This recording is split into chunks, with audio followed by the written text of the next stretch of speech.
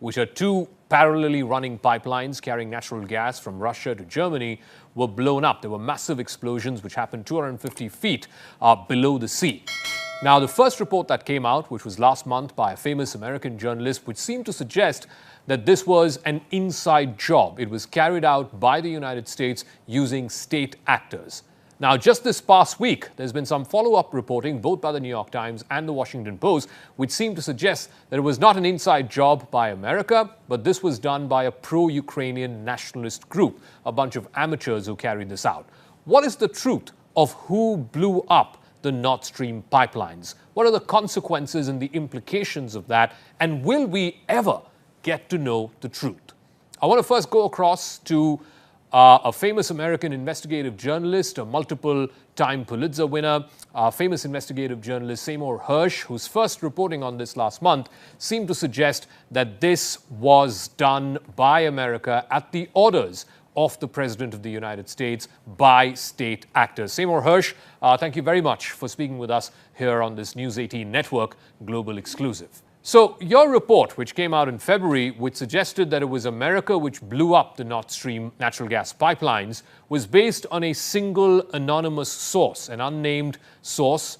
Can you explain to our viewers and people who are watching this interview, who are listening to this interview on our digital platforms and on our television platforms, as to why you chose to go with a story of such huge implications, so much consequence, based on just one single anonymous source? First of all, it didn't suggest anything. It said that the United States, working on behalf of the president and his national security advisor, it said a lot of things. And so I've been in this business for 50 years, writing about massacres, writing for the New York Times and the New Yorker magazines, eminent places, writing about CIA activities that were completely illegal, spying on Americans, helping to overthrow Allende in Chile, and just doing dirty work all over the world. I wrote most of those stories for the London, and also I wrote for the London Review of books too, like 3 or 4 major stories. And in every 90% of them, no source is named, because I came to life over Vietnam. I was a critic of Vietnam, and I didn't grow up as I wasn't an upper class. I didn't go to Harvard or Yale. I wasn't editor of the paper.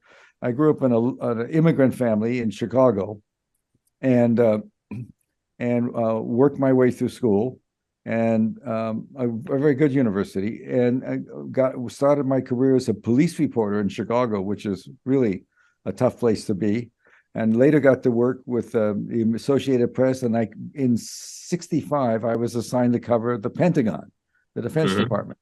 And OJT, on the job, I learned how awful Vietnam was and how much murder was going on. And I wrote about that. And then I eventually got shoved out because of what I was writing. And I ended up writing in '69 a story about a massacre of 500 innocents in Vietnam called the My Lai massacre. That was an enormous story, which wasn't believed when I first wrote it, was not believed. So I have, in my career, I've written many stories with anonymous sources that weren't believed. When I worked for the New York Times and the New Yorker magazine, that wasn't an issue because they would check and know, and they understood who I was dealing with. I'm now working, because everything has changed in my media because of Trump. You're either for Trump or against Trump, and the newspapers have continued that. Either they're for the Democrats or not for the Democrats, and there's a big division. And it's not like it used to be. It wasn't as objective as it was when I first started. We're talking about somebody who started in the '60s, and so I know people. And the one thing, I've written a lot of stories in my life. I've won 50 prizes, and Pulitzer Prize, 5 Pulitzer, all sorts of prizes. And the one thing I've never done is written a story to put anybody in trouble. And the other thing you should know, that the people that come to me, and sometimes they come to me, and there are people who respond to me.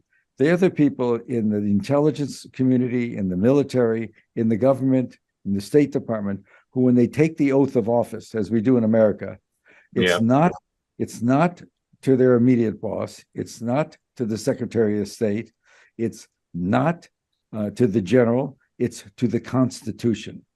And those are the people I deal with. And those are the people I protect. So in that story, which I wrote for something called Substack, it says, well, you publish your own.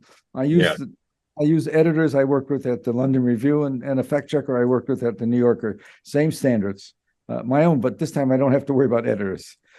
I think if 90% of the editors in America disappeared tomorrow, it'd be much better for the press. So I'm just saying all that because I'm not coming from outer space on this story.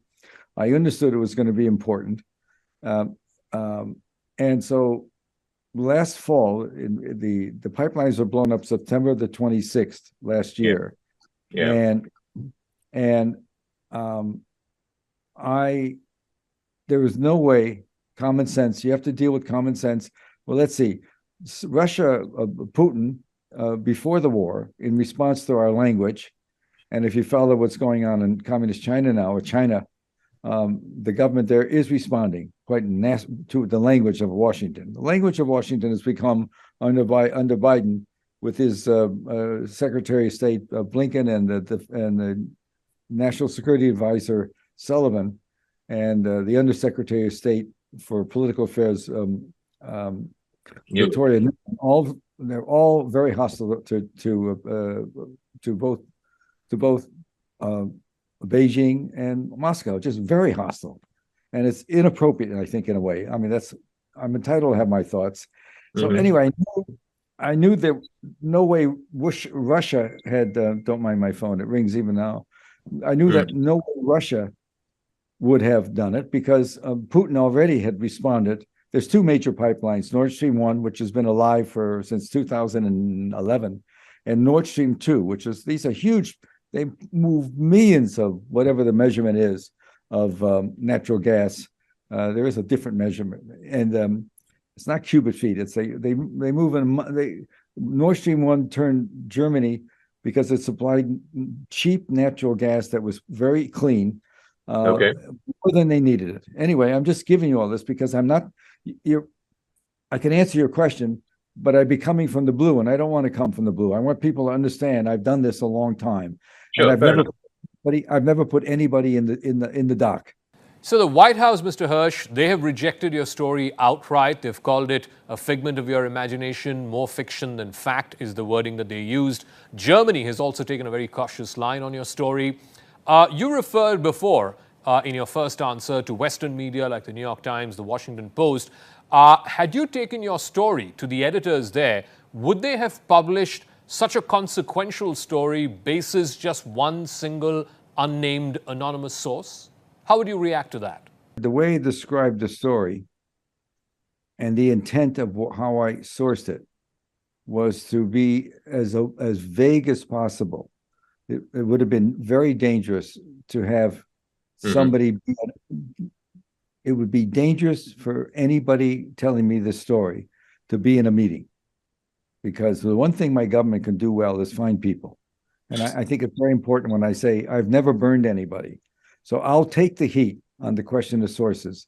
What I said was somebody who had access to information, and that could be 1 million people. And so the story simply is, I asked the question last fall in October. The pipeline was blown up in September. Common sense said that since Putin himself had ordered the first pipeline to be shut down in anger at the language of the Biden White House, this is before there was any talk of an invasion of Ukraine. The language from the beginning was very rough, and as it was towards China, and unnecessarily so, I thought. I mean, I have a right to an opinion as an American citizen. And so I asked the question, and then I got into the story, and here's what happened in a nutshell in my story. I can tell it to you in 2 minutes. Sure. Joe Biden, for reasons I think, one thing, I've been around long enough, and I've written an awful lot of books on foreign policy and a lot of tough issues, and 11 books, I think, along with being a reporter. And the one thing that's common is the idea that presidents do well politically in wars. When they're in warriors, they get support from the American people. That's just the way it is. It's a natural thing. And Biden has been in public life he was in the Senate since 1972. Yeah. He knows how to do it. His staff, all people who pushed for in the 70s and 80s, pushed for the growth of NATO, encroaching to the east, which is something that Putin has drawn a line. So do not bring NATO on my border, and do not bring missiles on my border, which we also did. We put what we call defensive missiles in Poland, 800 miles. Was that 5 minutes by satellite, by a rocket, to take out all of it? We just were escalating. So he shut down Nord Stream 1, which was the main supply of gas to Germany. And the whole question of German natural resources is a big one for America as part of our notion of containment, the World War II notion. We have to contain communism. All that happened is from the Kennedy era. The concern was Russia was always selling a lot of its available gas and oil. It has tons of it. It's a huge country, 13 time zones, all kinds of gas and oil, great reserves. They were selling it to Germany very early, and also to Western Europe. Western Europe, which was redone after World War II. And don't forget, the Germans had spent, a decade in World War II, maiming, bombing, and raping all of Western Europe. They were hated. But they also had a great supply of cheap national gas. They were rebuilding, and they were Willy Brandt. It was called Ostpolitik. The idea was we were going to be good neighbors to you in Western Europe. The French are going to end up liking us and dealing with us. That's not quite right, but they still get along. And so we always worried about the Russian influence on our Western Europe. The Western Europe we helped build after World War II. We made a democracy. So that's all there. It's been a historical hostility to the idea that Russia could have a direct line in by supplying gas. So the war is on. Biden wants a lot of support. He's pushing NATO right now. I will tell you right now, even though things are going very bad, I think, for the Ukrainians, why anybody would think Russia's going to lose a war in Stalingrad, which most of you, I'm assuming I'm sure that you studied that war, don't you? World War II. Yeah. Well, in Stalingrad, the famous battle, Russia was losing 2,400 dead and wounded every 4 hours, and they won. And they're not going to lose. It's up to, he can do it as fast or as slow as he wants. Last fall, Biden got a briefing. The best I can tell, and the bombing took place in September. He had authorized this mission to give him a capability. What he wanted to do was get a capability to blow up the pipelines to keep Germany from falling away. As long as the second pipeline was controlled by Chancellor Scholz, who just came to Washington this week and had a nice, he was patted on the head like a little puppy dog and sent back. Scholz came and had a little meeting, no press conference, no reporter got to see him much. It was just the craziest thing I've ever seen. I don't know how Scholz is going to stay in office if he keeps on behaving that way, like a lapdog. But the Chancellor of Germany, the second pipeline was brand new. It's the first one I said started in 11. The second one was built because there was a need for gas. Germany was retailing. It's calling down. They were selling it downstream. They were selling Russian gas. They had so much at such a cheap price. They were selling to distributors in Western Europe and making a profit. And Russia looked away. It's okay. So the second pipeline, called Nord Stream 2, was completed in about late 2020 or late 2020, when things were already tense, when Russia clearly Putin had said, I've had it. He's already considered the Ukrainians to be a sub-level, serfs. There's a famous famine in 1932 when Stalin was in control. There was a famine, and Stalin took all of the grain from the Ukraine, and 22 million Ukrainians starved because the grain was taken to Russia. I mean, that's just the way Russia's treated them. And the fact that we were going to expand NATO right to the border of Ukraine was very tough. There was a lot of warnings that Putin was going to do something about it, whether rationally or not. So I'll finish my soliloquy. And so Biden, in the late fall, despite what the press were talking about, the American press, about how well the Ukrainians was doing, was looking at a real problem. And the Germans and some West Europeans were worried about an open commitment to Biden's war. They didn't buy it. And so the issue for Biden then was, how can I prevent maybe the winter would be September, winter's coming. The pipeline was closed. It was full of gas, but Scholz himself had stopped it. He'd sanctioned it. Suppose Scholz decides, I'm not going to give him another 300 billion. The Americans have spent so far $113 billion on that war, just down the. And so Biden's worry, the only reason I can explain for blowing up the pipelines, that he had a team study the issue. I wrote about this in the articles I wrote for the Substack group, 4 of them in 4 weeks. He had a team there very early, before the war began. He wanted an option. He asked the CIA, give me an option. What can I do to convince Putin not to go to war? And one of the options was, and this team went to Norway, which has been an ally of us in Vietnam, and Norwegians have been our helpers on down and dirty stuff all the time. And so they went to Norway, where they set up. The Norwegians are wonderful seamen, and they wanted to do this. The pipeline runs 750 miles all the way down the Baltic Sea, directly from Russia to Germany. And so the goal was, give me an option to blow it up. And they did. And the war started, despite the fact Putin warned Russia about this. In February, 2 weeks before Russia invaded, he said, I can blow up your pipeline, which I must say didn't make the people doing this secret work happy. They were not supposed to be talking about it. But nothing happened. They did put mines in place. Very difficult to do. It's a big pipeline, steel pipeline covered by a concrete cover that's as high as a man, 6 feet high. To protect the pipeline from the salinity for the salt and water in the Baltic Sea. Anyway, so they did the job, but once the war began, the people in the community didn't think he would do it. There was no reason anymore to do it. In September, he gets a briefing. And the best I can tell, why September the 26th? I don't have a good picture, but I know for the first time, the intelligence was saying it's going to be a long war. He decided then to do it. And he had set it up so he could just say yes, and a day later it would blow up. There's a way of setting mines. They work by sonars, low frequency. You can blow them up. You can do it. It's a tough thing to do. And so why? And at that point, what he was deciding is, this is going to be a long war. It's going to cost a lot of money. I'm going to go all the way. He's now moving a lot of American troops and equipment into Poland. I don't know if he's going to commit NATO to it. I don't know if NATO wants to go. But he basically gave Chancellor Scholz, took away the option of Scholz to say, I'm going to stop giving him arms. Winter's coming. I want that pipeline. I want to keep my people warm and wealthy. So he blew it up. He committed, I don't know if it's an act of war. People call it that. He told the Germans, and this is a big issue in Germany. He told the Germans, I'd rather have my war than, even though the United States has had West Europe, there's no oil and gas in Western Europe.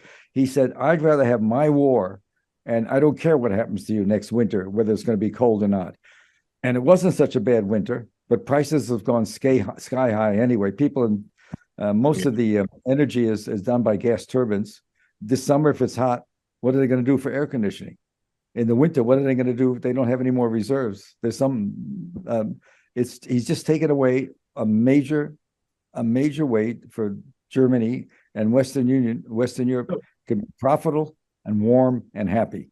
Now, Mr. Hersh, just yesterday we had the New York Times put out a story, and then a follow-up was done by the Washington Post. Both of those stories seem to suggest that the Nord Stream pipelines were actually blown up by a bunch of Ukrainian nationalists. They had no connections to either America or to the White House, the Biden administration, or even, for that matter, to the Zelensky regime in Ukraine. So in a sense, the story by the New York Times and the follow-up by the Washington Post, it kind of contradicts your story, which said that it was American state actors who carried out this attack. Those two reports suggesting it was Ukrainian nationalists, perhaps a bunch of amateurs, who carried out this attack. How do you respond to this seeming contradiction? Because both of it cannot be true. Well, you can imagine. It certainly contradicts my story. I'm amused that it was unnamed sources, because that was the basis for not attacking. Like you began your story with unnamed sources. How can you have it? It's mean. That's why I wanted to do my little speech, because it's not something. I spent 3 months doing this, and you can how I source it is as minimal as possible. I'm not suggesting anything more than that. I'm just very careful about it, and I don't want to talk about it. I was asked that question by maybe 50 times yesterday by the press. This has been a big issue. And what I've said to everybody is, well, if you want to know the truth, I always thought the real outside person, the country that did it, would have been Somalia. That's what I said. And you can take that for what it is. It's what does that mean? How crazy is it for you guys at your desperation? Can I tell you something? The president of the United States has an enormous power. And one of his power is, and the word of art is called tasking. He can task the American intelligence community. We're all over the place. We have the National Security Agency. We have that monitors communications. We have we're in 800 different countries. This crazy America of mine, with the notion that somehow we're the best. We're the perfect ones, and which I disagree with. I don't know why we think we have to have troops everywhere. We also have a big detachment in Somalia. What are they going to do? What are they going to do? He never tasked the American intelligence community, and don't ask me how I know it, but I know it. I've lived it with secrets in my life. I'm very good at that. That's been my whole life of breaking stories nobody else has. A long pattern of that. I worked for the New York Times for 7 or 8 years. It started jumping in my head when I ran stories. I did one story about the CIA spying on American citizens, which is aptly forbidden to do under the charter that when it was set up in 1947. You cannot spy on America. They spied on thousands, hundreds of thousands of anti-war kids from Lyndon Johnson and reporters. Became a big issue. There was a big congressional committee about it. So obviously, I've been there again. And the only thing I can say is it's a story that's so crazy that I had to deal with just what? A group of Ukrainians. Do you know what it takes to use C4 to blow up a pipeline that's covered by a concrete shield? You know the much of power you have, the skill you have to have. The team that was involved that started working in Norway with the CIA and other agencies, they practiced for months, and they got the best divers they could get from a very superior training center in Florida. It's a weird place to be. I started my story with that place. It's way out of the way, but they trained the best divers. And you know what divers do in America? They do good things. They blow, if there's a harbor that's blocked, they can go down and blow it up. They know how to use plastiques. And blowing up something is easy. Blowing it up correctly and safely is hard. You have to practice that. They do bad things. They blow up pipelines of people, they blow up not pipelines, but underwater rigs for underwater oil and gas. We've attacked other people's works. That's what we do for a living. We're tough guys. And so the idea that you can train some guys from Ukraine to go do this 260 feet below the surface, where to go down, the diver has to stop every 90 feet because otherwise you get bends. And then you have these 4 large pipelines. To know what you're doing is so hard. And so whoever thought up that story in the White House or wherever it is, my problem with the people that are in the national security business, Blinken, Tony Blinken, Secretary of State, the guy that wouldn't go to China, meet his counterpart because of a balloon, they're so hostile. And Jake Sullivan, the national security advisor, and Newland, I call them Winken, Blinken, and Newland for the children's story. They're way over their head. They're just not, they may have great degrees from the best universities, but they're just not very smart when it comes to common sense. The president of the United States could have asked the CIA, the NSA, something called the Major Office for Intelligence, it's called the ONI, Office of National Intelligence, which is the top dog, and they have an office for intelligence. He could have tasked them all to tell me who did it, because we have such access. We can go back and copy conversations, pull up conversations that took place 2 years ago and replay them. That's how much security we have. We copy everything. Mm-hmm. But he never did it. You know why he didn't do it? Because he knew the answer. Of course he did it. And he can write all these stories. The Washington Post did one too, but the same idea. Der Zeit also had a stranger one about some guys in a pleasure boat doing it. And there was blood on the boat, and they found traces of explosive. C4 is not an explosive. C4, the kind of spice, it's a very volatile. I mean, you can trigger it, But C4, the amounts they used was enough to blow up a major building in New York for the pipelines, because they had to blow up the cover and the pipeline and also survive. I'm telling you, the problem with the story is, for them, they never acknowledged my story. The New York Times, the Washington Post, the White House. The White House denied it. And the cable companies, Trump changed America. Trump, you were either for Fox News or you were for CNN and MSNBC. And that's the way it was divided. And so I come down with this story, and I'm not Trump, but it's a story not friendly for Biden, because the implications for Europe are horrific. And I will tell you, this story has not stopped cooking in Europe. That's what kept it alive when the American press never wrote about my story at all. I got an awful lot of attention, I'll tell you that. The price of electricity in France is up 500%. In Italy, the natural gas is 3.5 times, 350% more. And France, it's just had an increase in the kilowatts. Most of their energy, the gas is used to drive turbines that create electricity. And it's already going up. And Germany has, of course, because they're so frugal, they've been subsidizing people since this winter was a mild winter. They were subsidizing. There's not enough gas.